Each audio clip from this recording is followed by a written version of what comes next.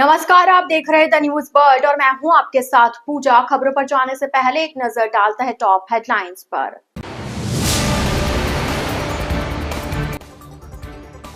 भारत पाकिस्तान के बीच पिछले इतने दिनों से चल रहे तनाव के बाद आखिरकार आज युद्ध विराम पर सहमति बनी।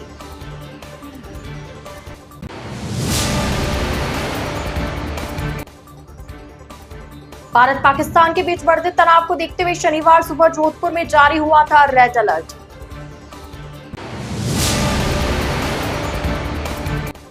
तनाव की स्थिति के बीच शुक्रवार रात को एक बार फिर शहर डूबा रहा। अंधेरे में भारत ने पाकिस्तान के ड्रोन हमलों को किया नष्ट। राष्ट्रीय विधिक सेवा प्राधिकरण नई दिल्ली के निर्देशानुसार राष्ट्रीय लोक अदालत का आयोजन किया गया। तो यह थी हेडलाइंस और अब खबरें विस्तार से। भारत पाकिस्तान के बीच पिछले इतने दिनों से चल रहे तनाव के बाद आखिरकार आज युद्ध विराम पर सहमति बन गई, जिसकी आधिकारिक रूप से घोषणा विदेश सचिव द्वारा प्रेस ब्रीफिंग कर दी गई। आपको बता दें कि आज पहले यूएस प्रेसिडेंट डोनाल्ड ट्रंप ने एक्स हैंडल पर पोस्ट कर जानकारी दी कि कल पूरी रात की मशक्कत के बाद आखिरकार भारत और पाकिस्तान ने सीज फायर पर सहमति जता दी है। उसके लिए दोनों देशों को बधाई। शाम 6 बजे विदेश सचिव विक्रम मिस्री ने प्रेस ब्रीफिंग कर जानकारी दी कि दोनों देशों के अधिकारियों के बीच हुई वार्ता के बाद शाम 5 बजे से दोनों के बीच सीज फायर और युद्ध विराम पर सहमति बन गई। Director General of Military Operations of Pakistan called the Director General of Military Operations of India at 15:35 hours earlier this afternoon. It was agreed between them that both sides would stop all firing and military action on land and in the air and sea with effect from 1700 hours Indian Standard Time today. Instructions have been given on both sides to give effect to this understanding. The Directors General of Military Operations will talk again on the 12th of May at 1200 hours. Thank you. Bharat Pakistan के बीच बढ़ते तनाव को देखते हुए शनिवार सुबह करीब 11 बजे जोधपुर में रेड अलर्ट जारी कर दिया गया था, जिसके चलते शहर में सुरक्षा के कड़े इंतजाम किए गए। पुलिस प्रशासन की ओर से शहर के सभी बाजारों में दुकानें तुरंत प्रभाव से बंद करवाई गई। सभी नागरिकों से घरों में रहने और अफवाहों से बचने की अपील की गई। वहीं दोपहर में 3 बजे जिला कलेक्टर गौरव अग्रवाल ने शहर में सामान्य जनजीवन को बहाल करने के आदेश जारी करते हुए शहर से रेड अलर्ट हटाने की बात कही, जिसके बाद सभी शहरवासियों ने राहत की सांस ली। जिला प्रशासन द्वारा अपील की गई कि सभी नागरिक सतर्क और सजग रहे, किसी भी तरह की परिस्थिति में घबराए नहीं। जिला प्रशासन द्वारा आदेश जारी कर बताया गया कि रात 12 बजे से सुबह 4 बजे तक ब्लैकआउट जारी रखा जाएगा और किसी आपात परिस्थिति में जो भी आदेश होगा वह सार्वजनिक कर दिया जाएगा। राष्ट्रीय विधिक सेवा प्राधिकरण नई दिल्ली के निर्देशानुसार एवं कार्यकारी अध्यक्ष राजस्थान राज्य विधिक सेवा प्राधिकरण के सानिध्य में इस वर्ष की द्वितीय राष्ट्रीय लोक अदालत का शुभारंभ शनिवार को राजस्थान उच्च न्यायालय जोधपुर मुख्य पीठ के माननीय न्यायाधिपति डॉक्टर पुष्पेंद्र सिंह भाटी, न्यायाधीश राजस्थान उच्च न्यायालय एवं अध्यक्ष राजस्थान उच्च न्यायालय विधिक सेवा समिति जोधपुर ने मां सरस्वती की प्रतिमा के समक्ष दीप प्रज्वलित कर किया। राजस्थान उच्च न्यायालय विधिक सेवा समिति के सचिव कमल छंगानी ने बताया कि इस लोक अदालत में राजस्थान उच्च न्यायालय जोधपुर में 5 बेंचों का गठन किया गया। 5 बेंचों में सुनवाई कर पक्षकारों के मध्य समझाइश करवाकर विभिन्न प्रकृति के कुल 108 प्रकरणों का निस्तारण किया गया। नेशनल लीगल सर्विसेज अथॉरिटी और राजस्थान राज्य विधिक सेवा प्राधिकरण रालसा के निर्देशानुसार पूरे देश में आज राष्ट्रीय लोक अदालत का आयोजन किया जा रहा है। इसी क्रम में जोधपुर महानगर में भी ये इस लोक अदालत का आयोजन किया जा रहा है। जोधपुर महानगर में कुल 1,12,800 मुकदमे लंबित हैं। उन मुकदमों में कुल राजीनामा योग्य 72,330 मुकदमे हैं, जिनमें से 14,279 मुकदमों को चिन्हित किया गया है जो इस लोक अदालत में रखे गए हैं। इसके अतिरिक्त प्री लिटिगेशन मैटर्स, ऐसे मुकदमे जो भविष्य में कोर्ट में आ सकते हैं और न्यायालयों में प्रकरणों की संख्या जिनमें बढ़ने की संभावना रहती है, उन मुकदमों को भी प्री लिटिगेशन मैटर्स के रूप में यहाँ पे रखा गया है, जिसमें से मनी रिकवरी के मैटर्स 35,130 मुकदमे रखे गए हैं। इन मुकदमों के अलावा भी जोधपुर डिस्कॉम, नगर निगम, social justice empowerment department, JDA, labour department और रेवेन्यू डिपार्टमेंट के मैटर्स के प्री लिटिगेशन मैटर्स को भी इस लोक अदालत में रखा गया है, जिनकी सूचना हम आपको प्रत्यक्ष से देंगे। इन मुकदमों के निस्तारण के लिए कुल 9 बेंचों का गठन किया गया है।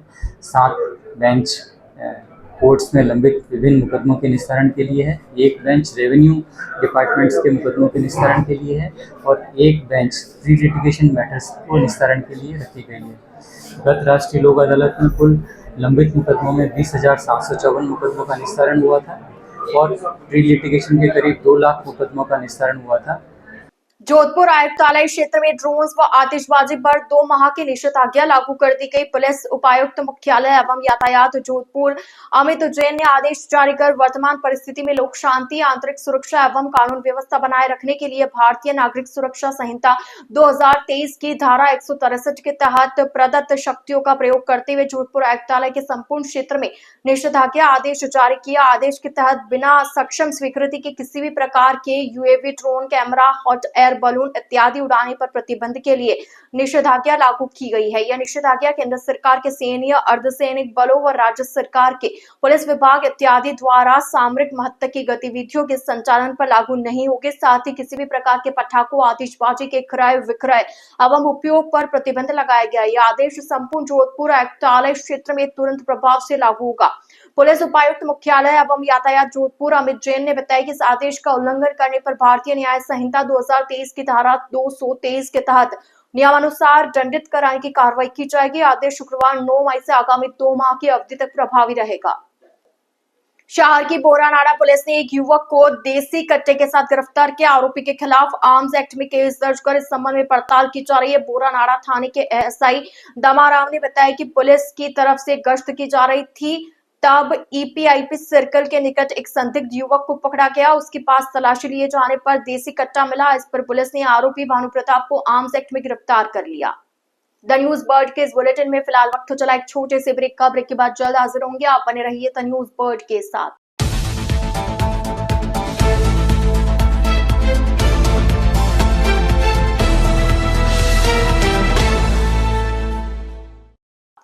ब्रेक के बाद आपका स्वागत है। जोधपुर में अवैध मादक पदार्थ तस्करी को लेकर नारकोटिक्स कंट्रोल ब्यूरो की टीम ने लगातार अभियान चलाते हुए एक बार फिर से बड़ी कार्रवाई को अंजाम दिया। टीम ने स्लीपर बस में मादक पदार्थ तस्करी नेटवर्क का खुलासा करते हुए 8.5 किलो से अधिक अफीम बरामद किया, जिसकी अंतर्राष्ट्रीय बाजार में कीमत करीब 42 लाख रुपए बताई जा रही है। एनसीबी ने 24 घंटे में प्रतापगढ़, जोधपुर, जैसलमेर के पूरे चेन सिस्टम को खत्म किया। खास बात यह है कि एनसीबी की टीम ने महज 24 घंटे में मादक पदार्थ को बेचने वाले से लेकर पूरी सप्लाई गैंग का खुलासा किया और पूरी टीम को गिरफ्तार करने में सफलता हासिल की है। पुलिस ने बताया कि मुखबिर से मिली सूचना के आधार पर टीम ने शुक्रवार को जोधपुर से जैसलमेर जाने वाली स्लीपर बस में 8 किलो 400 ग्राम अफीम बरामद किया। इसमें एक युवक को पकड़ा गया। जोधपुर ग्रामीण पुलिस की जिला विशेष टीम ने अवैध मादक पदार्थ के खिलाफ कार्रवाई करते हुए पुलिस थाना खेड़ावा में वांछित 5,000 रुपए के इनामी अपराधी को गिरफ्तार किया। यह आरोपी पिछले लंबे समय से एनडीपीएस प्रकरण में फरार था। ग्रामीण पुलिस अधीक्षक राममूर्ति जोशी ने बताया कि जोधपुर रेंज के पुलिस महानिरीक्षक के निर्देशानुसार रेंज भर में वांछित अपराधियों की धरपकड़ के लिए चलाए जा रहे विशेष अभियान ऑपरेशन धरकर भर के तहत जिला जोधपुर ग्रामीण की जिला विशेष टीम द्वारा पुलिस थाना खेड़ापा में 5,000 रुपए के वांछित नामी अपराधी मुन्ना राम को दस्तयाब किया गया। आरोपी को अग्रिम अनुसंधान के लिए पुलिस थाना खेड़ापा को सुपुर्द किया गया। भारत पाकिस्तान के बीच युद्ध के हालात के चलते जोधपुर रेंज आईजी विकास कुमार ने सोशल मीडिया पर भ्रामक तथ्यों से बचने एवं सैन्य कार्रवाई को सार्वजनिक नहीं करने की सलाह दी। पत्रकारों से वार्ता करते हुए रेंज आईजी विकास कुमार ने बताया कि युद्ध और तनाव की स्थिति में देखने में आ रहा है कि आमजन सोशल मीडिया पर भ्रामक पोस्ट कर रहे हैं एवं सैन्य कार्रवाई को सार्वजनिक रूप से पोस्ट कर रहे हैं, जिसके कारण दुश्मन देश को सहायता मिल रही है। वहीं देश के अंदर भी भय का माहौल बन जाता है। उन्होंने आमजन से अपील की कि ऐसे तनावपूर्ण माहौल में धैर्य और संयम बनाए रखें, सरकार के निर्देशों की पालना करें और सोशल मीडिया पर सैन्य कार्रवाई को सार्वजनिक नहीं कर देश की सरहदों पर दुश्मन देश से लड़ रहे जवानों का सहयोग करें। मीडिया के बंधुओं से ये अपील करना चाहूंगा, करबद्ध निवेदन करना चाहूंगा, प्रार्थना करना चाहूंगा कि आज हमारा देश अस्मिता की लड़ाई लड़ रहा है, सम्मान के लिए संघर्ष कर रहा है। शत्रु शक्तियों से पूरा देश एकजुट होकर जूझ रहा है। इसमें हम सबको प्रत्यक्ष एवं परोक्ष रूप से देश की सम्मान की लड़ाई में अपना योगदान देना है। आज के युग में जो लड़ाइयां लड़ी जाती हैं वह सिर्फ हथियारों से लड़ाइयां नहीं होती, वह सिर्फ मोर्चे पे लड़ाइयां नहीं होती। शत्रु की सही व सटीक सूचना और शत्रु को सही व सटीक सूचना उसकी सफलता का सूत्र हो सकता है, उसकी सामरिक शक्ति का स्रोत हो सकता है। तो आज के दिन में कई बार अति उत्साह में, बहुत ज्यादा जोश में शत्रु की साजिश जब विफल हो रही है, उसके गिराए विस्फोटक या ड्रोन या कुछ पदार्थ जब कहीं गिर रहे हैं, हम लोग कुछ अति उत्साह में उन चीजों का प्रदर्शन कर रहे हैं। कहाँ गिरा, कैसे गिरा, किसने देखा, क्या प्रतिक्रिया हुई, क्या क्या है इसमें, कैसे गिरा, इन चीजों का वर्णन दे रहे हैं। यह सिर्फ हम तक ही सीमित नहीं है, यह शत्रु तक भी जाता है और शत्रु इस सूचना के आधार पे अपनी आगामी योजना, आगामी रणनीति बना सकता है जो हमारे लिए मुश्किलें पैदा कर सकता है। तो मेरा निवेदन यह है कि इस अति उत्साह से बचा जाए। विस्तृत सूचनाएं, हमारी प्रतिक्रियाएं, स्थान, प्रक्रिया, घटनाक्रम बचाने से बचें और हम अगर दिखाएं तो सिर्फ अपनी हिम्मत और हौसले की बात करें, अपनी मजबूती और मनोबल की बातें करें। देश के वीर जवान जो सीमाओं पर दुश्मन देश के नापाक इरादों का जवाब दे रहे हैं, उनके दीर्घायु, सुरक्षा एवं विजय प्राप्ति के लिए भगत की कोठी निम्रेश्वर महादेव मंदिर में वैदिक रीति रिवाज से यज्ञ किया गया और रोटरी चौराहा बालाजी मंदिर में परमपिता परमेश्वर से सैनिकों को अपार शक्ति प्रदान करने की प्रार्थना की गई। शास्त्री नगर भाजपा के महामंत्री घनश्याम दास वैष्णव ने बताया कि भगत की कोठी स्थित निम्रेश्वर महादेव समिति की तरफ से शिव मंदिर में वैदिक परंपरा से यज्ञ किया गया, जिसमें आहुति देकर सेना को शक्ति प्रदान करने की प्रार्थना की गई। सोशल मीडिया प्रभारी विक्रम सिंह ने बताया कि रोटरी चौराहा बालाजी मंदिर में मौन प्रार्थना कर सेना की सुरक्षा हेतु बालाजी से आशीर्वाद मांगा। साथ ही सभी युवाओं से यथासंभव जिला अस्पतालों, सेवा शिविरों में आगे आकर रक्तदान करने का आह्वान किया। सभी ने संकट के इस अवसर पर हर संभव सेवा का वचन दिया। वंदे मातरम, वंदे मातरम, भारत माता की जय। वीर सैनिकों आगे बढ़ो, हम तुम्हारे साथ हैं। वीर सैनिकों। कांग्रेस नेता और कांग्रेस कमेटी के पूर्व अध्यक्ष स्वर्गीय जुगल काबरा की पुण्यतिथि पर कांग्रेस नेताओं एवं कार्यकर्ताओं द्वारा श्रद्धांजलि अर्पित की गई। स्टेशन रोड स्थित कांग्रेस कार्यालय में आयोजित श्रद्धांजलि कार्यक्रम में पूर्व शहर विधायक मनीषा पवार, जिला अध्यक्ष सलीम काबरा, नरेश जोशी, रमेश बोराना सहित कई कार्यकर्ताओं ने जुगल काबरा के चित्र पर पुष्पांजलि अर्पित कर उन्हें श्रद्धांजलि अर्पित की। पूर्व शहर विधायक मनीषा पवार ने बताया कि स्वर्गीय जुगल काबरा एक कर्तव्यनिष्ठ कार्यकर्ता थे। उन्होंने सदैव कांग्रेस की विचारधारा को आगे बढ़ाते हुए कार्य किया। जिला अध्यक्ष सलीम खान ने बताया कि जुगल काबरा के साथ पार्टी के लिए काम करते हुए बहुत कुछ सीखने को मिला। आज उनकी पुण्यतिथि पर उनका स्मरण करते हुए उनके बताए मार्ग पर चलने की शपथ ली।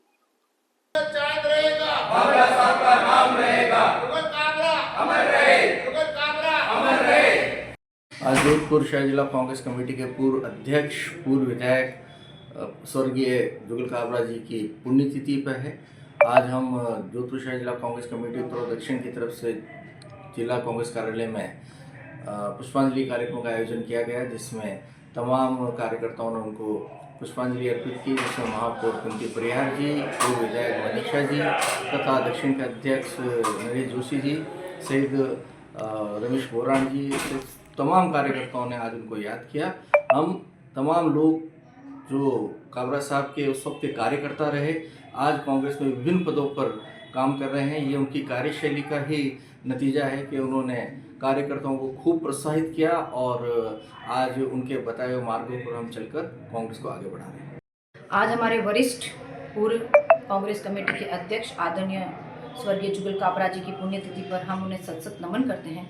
आज एक बहुत बड़ी कांग्रेस कमेटी उत्तर और दक्षिण आदरणीय सलीम खान साहब और नरेश जोशी जी द्वारा पहल की गई श्रद्धांजलि का कार्यक्रम कांग्रेस कार्यालय में रखा गया और तमाम कांग्रेसी कार्यकर्ताओं ने उन्होंने श्रद्धा सुमन अर्पित किए काबरा साहब हमारे प्रेरणा स्रोत थे। आज जिस भी पदों पर हम कार्य करते हैं उन्हीं की देन है। उन्होंने जो हमें सिखाया, जो उन्होंने कांग्रेस को योगदान दिया, वो कांग्रेस कभी नहीं भूलेगी और तमाम कार्यकर्ता मिलकर उनकी शिक्षाओं को, उनके योगदान को हम कांग्रेस में आगे बढ़ाने की कोशिश करेंगे।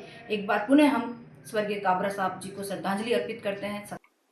गर्मी के मौसम में जल भंडारण एवं जोधपुर शहर के फिल्टर प्लांट, पंप हाउस, पाइपलाइनों की अति आवश्यक रखरखाव व सफाई की जाएगी। इसके लिए 13 मई को जोधपुर शहर के समस्त फिल्टर हाउस से सभी क्षेत्रों में जलापूर्ति बंद रहेगी। इस कारण जोधपुर शहर के कायलाना, चौपाजनी व सुरपुरा फिल्टर हाउस से संबंधित सभी क्षेत्रों में 13 मई को होने वाली जलापूर्ति 14 को और 14 को होने वाली जलापूर्ति 15 मई को की जाएगी।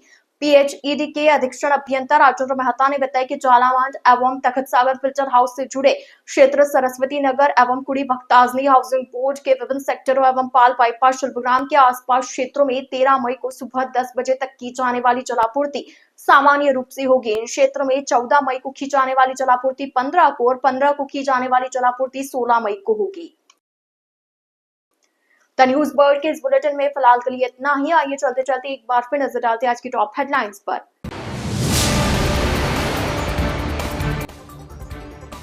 भारत पाकिस्तान के बीच पिछले इतने दिनों से चल रहे तनाव के बाद आखिरकार आज युद्ध विराम पर सहमति बनी।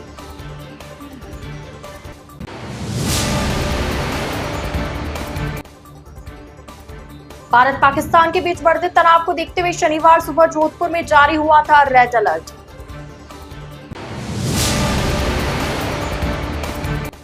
तनाव की स्थिति के बीच शुक्रवार रात को एक बार फिर शहर डूबा रहा। अंधेरे में भारत ने पाकिस्तान के ड्रोन हमलों को किया नष्ट। राष्ट्रीय विधिक सेवा प्राधिकरण नई दिल्ली के निर्देशानुसार राष्ट्रीय लोक अदालत का आयोजन किया गया। तो अब दीजिए इजाजत पूजा को और आप इसी तरह बने रहिए द न्यूज वर्ल्ड के साथ। नमस्कार।